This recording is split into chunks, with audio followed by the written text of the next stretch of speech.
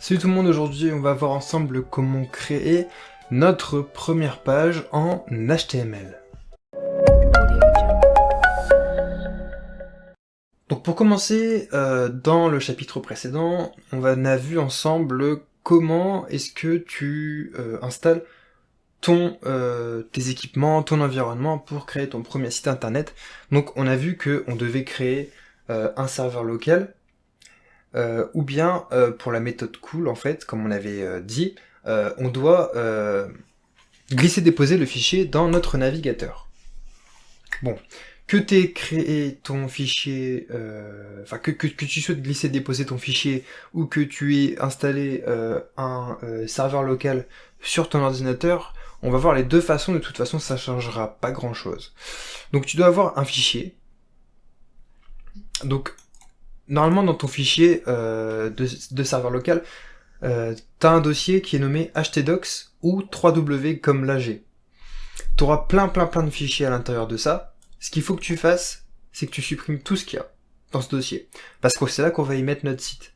Et en fait, tous les fichiers qui sont présentés dans ce dossier, c'est juste, ça a été créé par le serveur, en fait. C'est un site de démonstration pour que tu vois à peu près comment est-ce que tu l'installes, comment est-ce que tu mets à jour ton serveur, etc. Bon, ça sert pas à grand chose, mais en fait, c'est ça. C'est un site qui a été mis à jour exprès pour ça. Bref, là, tu peux voir que le dossier est vide.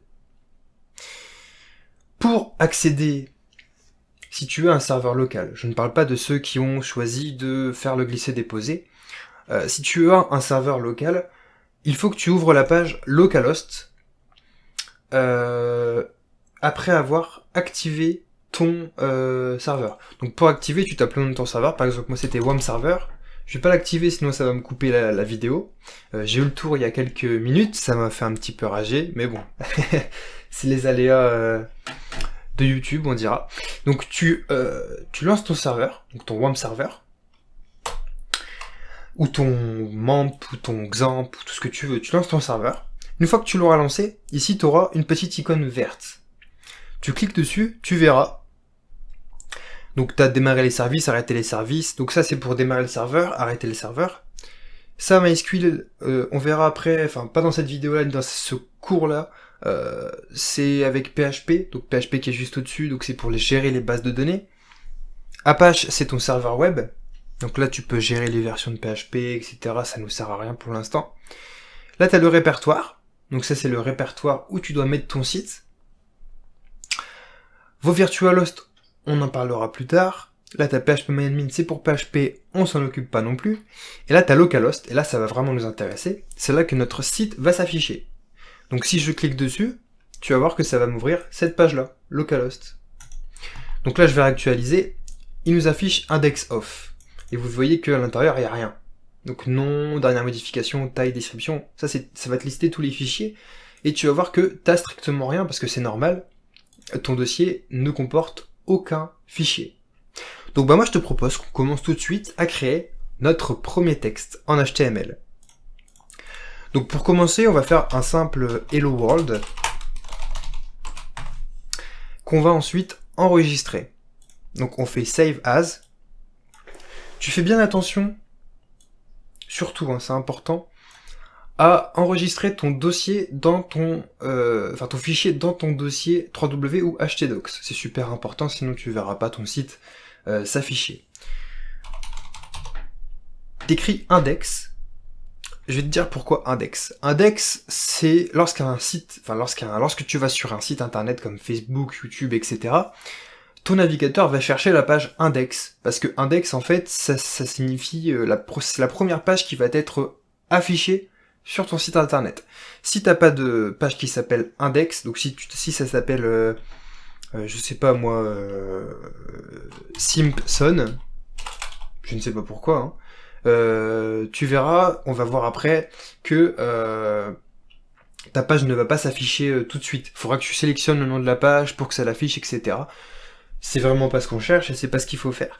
Donc on tape index, suivi de point HTML comme extension, parce qu'on fait un fichier HTML. On enregistre, on réactualise et on a notre Hello World. C'est aussi simple que ça. Si au lieu de index.html, on aurait appelé notre fichier Simpson. Qu'est-ce qui va se passer d'après toi? Et oui, si tu réactualises, ton site ne s'affiche plus, ta page ne s'affiche plus, il faut que tu choisisses ta page pour qu'elle s'affiche automatiquement. Donc moi je vais la renommer index, et je te conseille de faire de même. Et si je réactualise, il va mettre une erreur 404 not found. Pourquoi not found? Parce que notre page n'est plus trouvée, elle n'existe plus. En effet, maintenant c'est index.html, étant donné que Simpson, je l'ai changé. Donc ça, on va revenir voilà, sur la page de base. Maintenant qu'on a vu ça, je vais pouvoir t'expliquer 2-3 petits trucs.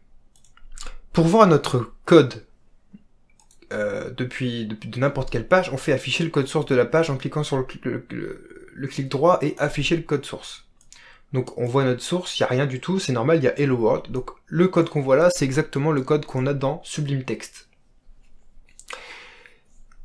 Si tu veux, on peut commenter notre code en HTML.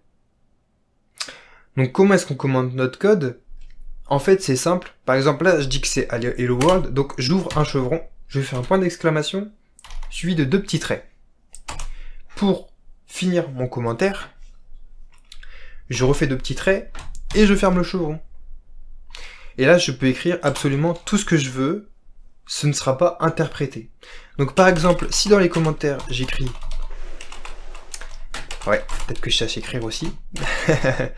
Hello World, j'enregistre. Là, tu verras que dans ma source, il va m'afficher le commentaire. Hello World. Mais sur mon site, il ne me l'affichera pas.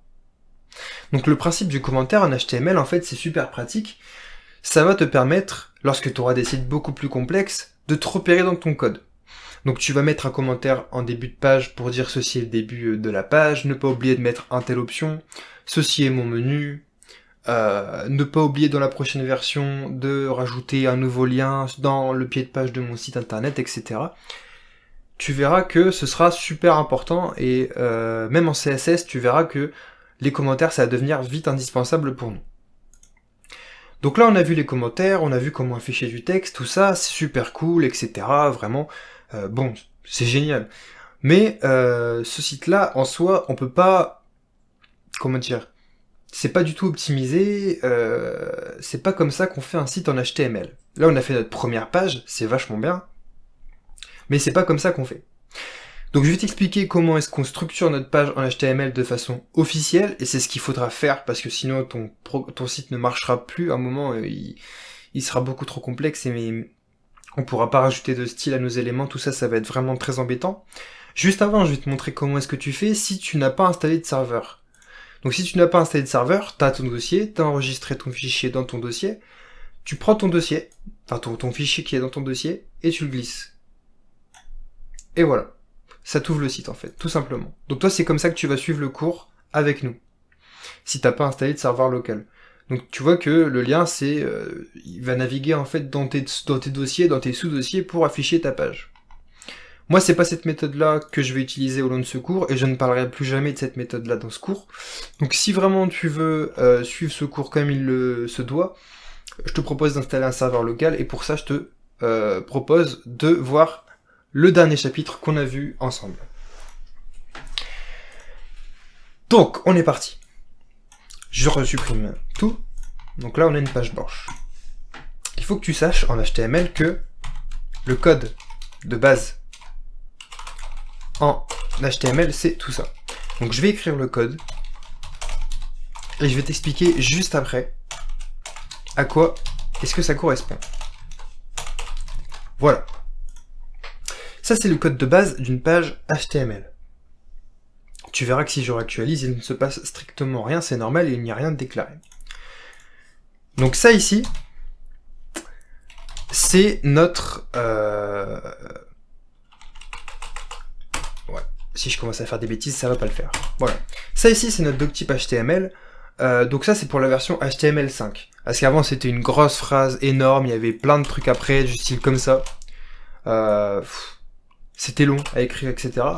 Bref, en HTML5, on est obligé de déclarer le doctype HTML pour que, une fois que notre navigateur va sur le site, il sache qu'il doit interpréter du code HTML. Ça lui permet de savoir que, par exemple, lorsqu'il voit du texte, c'est pas des variables, mais c'est du texte qu'il doit afficher. C'est des notions un peu plus complexes qu'on verra ensemble plus tard. Ne t'en fais pas. Donc le doctype HTML, tu le mets à chaque début de fichier HTML. Vraiment, c'est super important. Ensuite, donc là ouais, j'ai fait une petite erreur. Là, les balises HTML et /HTML, tu vas me dire, mais c'est bizarre. Pourquoi est-ce qu'il y a deux balises HTML alors qu'il n'y a qu'un seul doctype? Alors je vais te dire pourquoi. En HTML, il y a deux types de balises. Il y a les balises de couple et les balises isolées. Donc les balises isolées, par exemple, c'est comme le doctype HTML. Elles ne demandent pas à ce qu'on les referme. Donc elles ne demandent pas à ce que je fasse /doctype HTML. De toute façon, c'est même pas reconnu par Sublime Text. Vous pouvez pas vous tromper si vous utilisez aussi Sublime Text ou un autre éditeur de texte similaire. C'est pour ça aussi que je vous conseille celui-là et qu'il a un énorme succès. Donc ça, c'est pas correct. Cette balise fonctionne toute seule. Tandis qu'une balise HTML, c'est un couple de balises. Donc j'utiliserai souvent cette expression dans le cours. Lorsque je parlerai, on ouvre un couple de balises, un couple de parenthèses, etc. Sache qu'il y a une balise de fin, une balise de début. L'inverse. Une balise de début, une balise de fin, enfin, tu m'as compris. Donc on ouvre deux balises HTML, donc ça va englober l'ensemble de notre page. L'ensemble des choses qu'on voit là à l'écran, donc là on voit rien, hein, je te l'accorde, mais si je regarde le code source, déjà de toute façon il a changé, tout ça, le HTML ça englobe toute notre page. Donc les images, les fichiers, le nom de la page, etc. Head, c'est pas le haut de ta page, faut pas te tromper. On verra après comment est-ce qu'on initialise le haut de la page. Head, ça rassemble, en fait, tu vas écrire dans Head tout ce qu'il faut pour que ta page soit bien interprétée. Donc tu vas écrire l'encodage, tu vas écrire comment est-ce que tu veux que ton site s'affiche, donc tu vas écrire le lien vers ton fichier CSS, donc tout ça on en reparlera plus tard, ça va te perdre un petit peu. Retiens juste que Head, en fait, c'est toute la partie qui ne s'affiche pas sur ta page, mais ça va te permettre en fait d'initialiser le titre de ta page dans un premier temps. Nous c'est ce qu'on va voir au tout début, tu t'en fous du reste, tu retiens que ça. Head, ça te permet d'écrire le titre de ta page. Donc c'est un couple de balises, encore une fois. Et ici, on va écrire mon premier site. Si je réactualise ma page, tu vois que mon onglet s'appelle mon premier site. C'est comme ça qu'on déclare le titre de ces pages. Si je veux réécrire mon Hello World, tu verras qu'il s'affiche normalement. Ce n'est pas la façon la mieux aboutie pour déclarer du texte. En HTML, ce qu'il faut faire quand tu déclares ton texte, tu ouvres une balise P, comme paragraphe.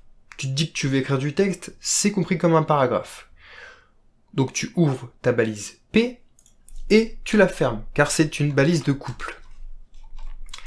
Et tu verras un Hello World s'afficher. Donc là tu vas me dire, mince, il y a un petit espace qui s'est ajouté au-dessus, c'est normal, ça se modifie en CSS, c'est parce que comme tu as défini un nouveau paragraphe, forcément il va se détacher un petit peu des éléments au-dessus pour laisser un petit trou, enfin ça c'est un paragraphe. Un paragraphe on fait un alinéa, et ben en HTML, un paragraphe, on saute une ligne. Donc voilà pour le code de base du site, d'un site HTML. Si je veux écrire Hello World, comment allez-vous sur plusieurs lignes. Là vous voyez que c'est sur une seule ligne. Donc derrière j'ai YouTube. Là vous voyez que c'est sur une seule ligne. Comment est-ce que je fais pour sauter des lignes? Eh bien tout simplement en écrivant soit BR. Donc BR c'est pour break, donc pour casser en anglais en fait. Ça te permet en fait de casser ta ligne, on va dire, casser ton code et de revenir à la ligne. Donc ça c'est BR. Donc là on a Hello World, comment allez-vous? qui s'affiche bien en 2 lignes. C'est exactement ce que je veux. Ou alors, tu peux faire un deuxième paragraphe, comme je t'ai appris. Donc là, hop, on a bien 2 couples de balises P, et tu vas voir que ça m'a affiché 2 paragraphes, avec toujours le petit espace au-dessus, parce qu'il s'agit bien de 2 paragraphes. Donc, on dissocie les 2 paragraphes par un passage de ligne, tout simplement. Donc ça, c'est le code de base d'une page HTML. T'es pas obligé de mettre du texte, hein, mais juste le titre, le head, le body, le HTML, le doctype HTML. Tout ça, c'est super important. T'es obligé de mettre ça dans tous tes dossiers, dans tous tes fichiers. Il faut vraiment que tu fasses ça tout le temps. Maintenant, le HTML5, lui, il ramène dans son lot de nouveautés des sections. Donc les sections, qu'est-ce que c'est? Ça va te permettre de définir le header de ta page. Donc là où tu mettras le logo de ton site avec, par exemple, le champ recherché ou le slogan de ton site. Ça, comment est-ce qu'on va faire? Donc ce sera avec la balise header. C'est un couple de balises. Ça, ouais, donc ça, c'est haut de ta page en HTML. Ensuite, si tu veux, afficher le menu de ta page en HTML, il faudra utiliser la balise nav.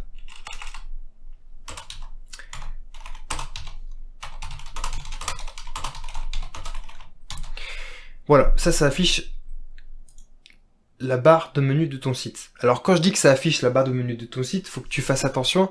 Ça veut pas dire qu'il y a un site, il y a un menu qui va apparaître d'un coup sur ton site. Non, c'est pas du tout ça. Ça veut dire que c'est dans ça que tu devrais déclarer les éléments pour naviguer entre tes pages. Mais ça, on le verra dans le chapitre qui arrive. Comment créer des liens en HTML. Donc ça va créer des liens entre nos différents fichiers et on va pouvoir accéder de par ce fait à toutes les pages de nos sites, afficher par exemple notre biographie, notre dernière vidéo, etc., etc., etc. Et enfin, pour désigner un pied de page, donc avec le copyright, par exemple 2017 copyright tout droit réservé, mon super site génial, tu déclares la balise footer. Footer comme pied de page, header comme haut et nav comme navigation. Et ça aussi, c'est un couple de parenthèses. Donc, pied de page. Hop, voilà. Tout ça, c'est super important. Donc ça, il faut que, en fait, limite, tu retiens bien, tu fais pause, et tu retiens bien toutes ces balises. Header, nav, footer. On commence simplement, mais c'est des éléments super importants qui vont vraiment définir tout ton site. Donc, ces codes-là, vous pouvez les retrouver bien sûr sur Code Assembly, dans la partie script de la vidéo, du chapitre. De toute façon, le lien sera dans la description lorsque le site sera ouvert. Peut-être qu'il sera ouvert lorsque vous verrez cette vidéo. Vous pouvez vous rendre sur le site et puis vous verrez tous les codes de toute façon de la formation, ce qui vous permettra de faire des copier-coller, éventuellement faire des mémos techniques, il n'y a aucun problème sur ce côté-là. Donc là c'est le header, là c'est le nav, la navigation, et là c'est le footer. Si je réactualise, je ne vois strictement rien. Dans mon code par contre, je vois bien les commentaires et tout ce qui s'affiche, tout a été mis à jour. Donc là je ne vois rien. Dans Sublime Text aussi, ce qu'il faut savoir, c'est que tous ces éléments-là, ils sont fermés automatiquement. Donc c'est-à-dire que, là vous avez vu, j'ai mis header, lorsque j'ouvre le chevron et que je mets mon slash pour fermer ma balise, ça m'affiche automatiquement header, la fin du header. Donc c'est beaucoup plus pratique, tu gagnes beaucoup plus de temps, et c'est encore une autre fois une raison d'utiliser autre chose que bloc-notes. Bloc-notes, de toute façon, t'as pas les couleurs. Bloc-notes, je vais vous montrer, tiens d'ailleurs. Bloc-notes. Je vais pas me faire chier, hein. Je vais copier ça, voilà. À vous de choisir, bloc-notes ou un éditeur de texte.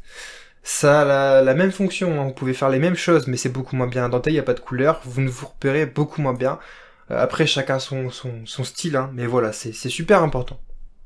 Une autre raison de choisir Sublime Text, c'est que tout ce code-là, si je supprime, vous avez un raccourci dans Sublime Text qui vous permet en fait d'afficher tout de suite le code de base de votre page.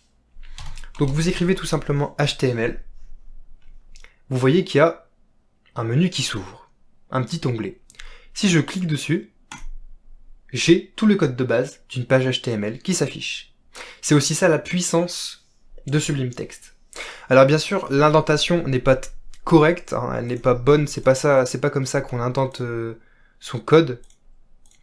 Il faut laisser, voilà, des tables, des tabulations, voilà, il faut laisser des tabulations entre la balise et la ligne, enfin après c'est des conventions, c'est ce que tous les développeurs font, c'est pas officiel, t'es pas obligé de faire ça si tu veux, mais moi c'est ce que je te conseille de faire, il y aura toujours des tabulations, ce sera plus lisible, ton code sera plus lisible. Donc voilà, on a vu aujourd'hui comment créer notre première page HTML. Dans le prochain chapitre, on va voir comment créer des liens et des titres en HTML. Ça va être une super partie, tu vas voir. On va pouvoir commencer à créer nos premiers fichiers, commencer à naviguer dans nos éléments. Ça va vraiment être quelque chose de super intéressant. Ce cours a été un petit peu lourd. Je te propose d'aller voir encore une fois la formation sur Code Assembly. Ça te permettra de voir tous les codes, de revoir tout le cours en détail en script posé juste avant de dormir. Et tu verras que tu retiendras beaucoup mieux. On se retrouve dans une prochaine vidéo.